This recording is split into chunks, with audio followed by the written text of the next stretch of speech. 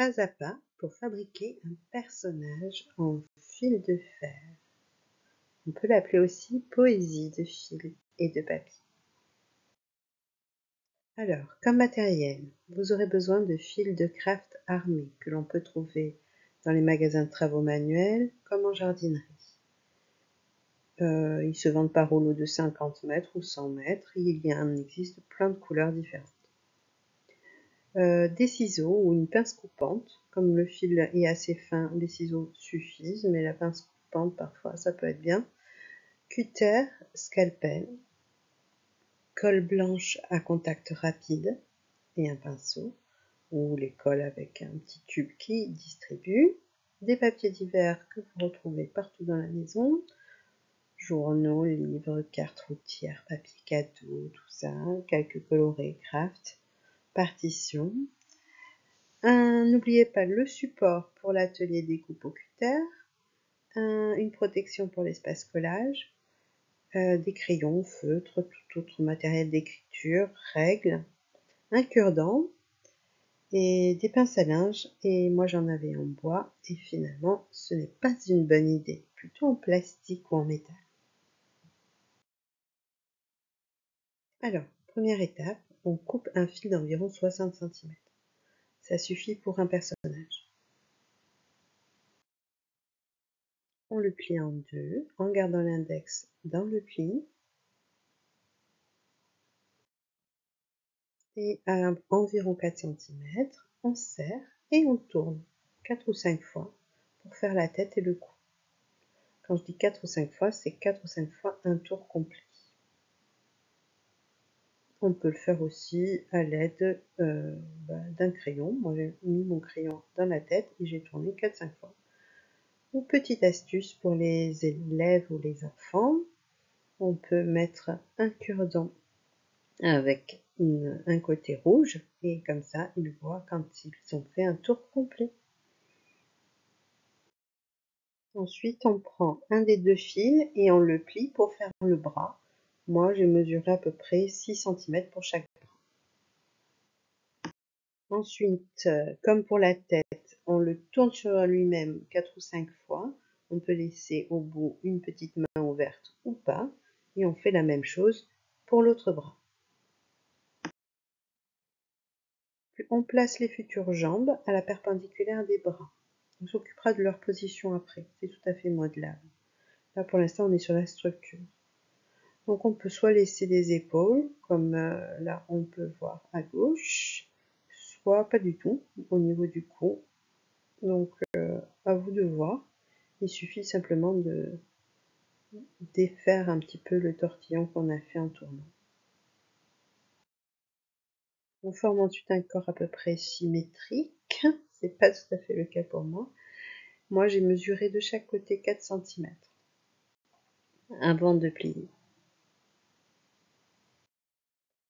Là, ensuite, je forme les jambes. Alors, si je veux une jambe qui se plie, par exemple, j'ai fait plusieurs essais pour voir un petit peu la position que je voulais. N'oubliez pas de garder une petite longueur si votre sculpture doit se mettre à l'intérieur d'un support. Là, on voit un petit bout qui dépasse au bout du pied droit. Ou alors, si c'est sur un support collé comme moi, alors il faudra couper l'excédent. Ensuite, on choisit des papiers parmi notre sélection. Pour moi, pour ce personnage, j'ai choisi des lignes toutes simples pour faire le polo. Et une carte routière. Alors j'avais dans l'idée déjà, en fait, grâce à la position, de le faire disposer sur la mer en me disant il est en vacances, il a son pull marin avec ses rayures, et donc comme il est en vacances, j'ai pris la carte routière pour dire qu'il est parti en voyage. J'ai choisi aussi volontairement les mots où je les ai placés. Pour le t-shirt là, par exemple, en haut, au niveau du col, j'ai choisi de mettre les mots la légende. Et puis en haut de mon pantalon, des jambes, et ben là par contre j'ai choisi de mettre l'autoroute qui est bleue, qui servira comme ça de ceinture pour mon pantalon. Ensuite, bon, on fixe la poupée à plat pour pas qu'elle bouge pour faire le contour.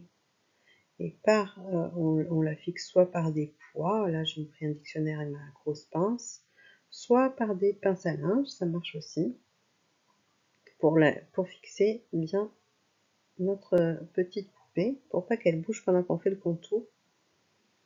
Alors le contour, il faut le faire en suivant l'extérieur du fil.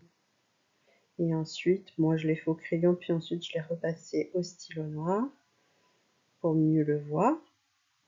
De toute façon, c'est la partie où sera collé mon fil de craft, donc ce sera invisible. Je vérifie, donc une fois que j'ai découpé les papiers, je vérifie en reposant la poupée dessus que ça correspond bien à ce que je voulais à peu près. C'est le cas. Ensuite, on utilise un support pour l'encollage qui ne soit pas en papier. J'avais commencé sur le carton, je me suis vite rendu compte que ça se collait.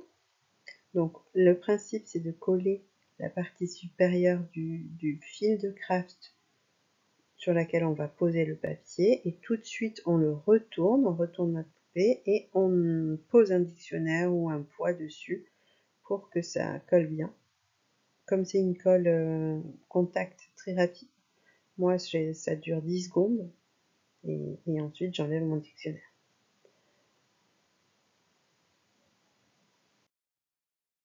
Une fois que c'est sec, donc j'ai fait la même procédure pour les autres vêtements. Pour le pantalon, j'ai pas hésité à remodeler un petit peu la forme de ma jambe pour qu'elle soit bien adaptée à mon découpage. On peut maintenir avec des pinces à linge le temps du séchage. Là, je les ai laissées vraiment peu de temps parce qu'elles sont en bois et que je voulais pas qu'elles se collent avec le papier.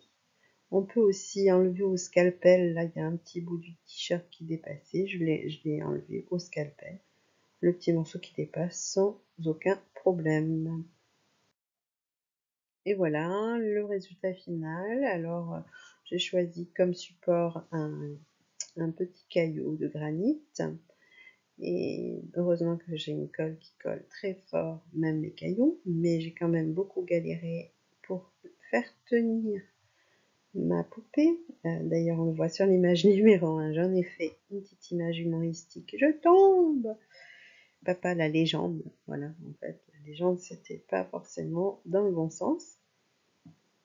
Et dans le deuxième, donc il finit enfin par tenir tout seul. C'était mon idée première, en fait. Je l'imaginais sur un rocher.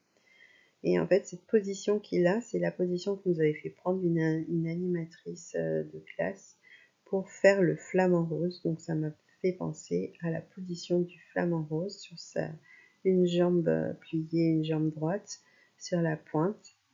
Et j'en ai écrit un petit haïku, comme le flamant rose en équilibre sur son roc, mon père en vacances. Voilà, c'est sympa une fois qu'on a fini notre sculpture de choisir soit un titre, soit d'imaginer une petite histoire ou d'écrire un petit poème. Ça donne encore plus de poésie à cette sculpture. N'oubliez pas, petit PS, de nettoyer immédiatement le pinceau de colle et puis l'espace de travail. Voilà, d'autres créations. Autre création, autre support. Alors, ce sont mes premières, il faut être indulgent.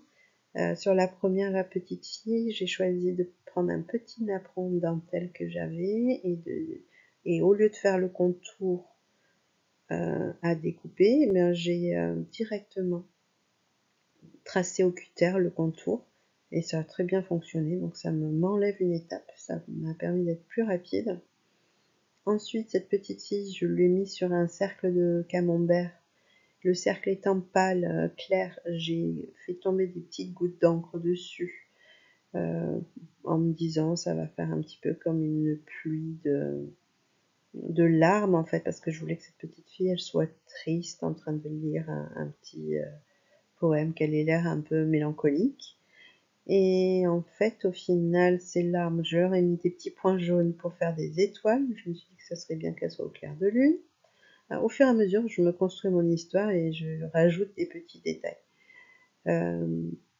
Malgré ça, malgré le fond, en fait, on voyait toujours pas bien le visage. Donc j'ai rajouté en papier un petit visage où, pour le coup, j'ai pu mettre des larmes, comme ça on comprend encore mieux.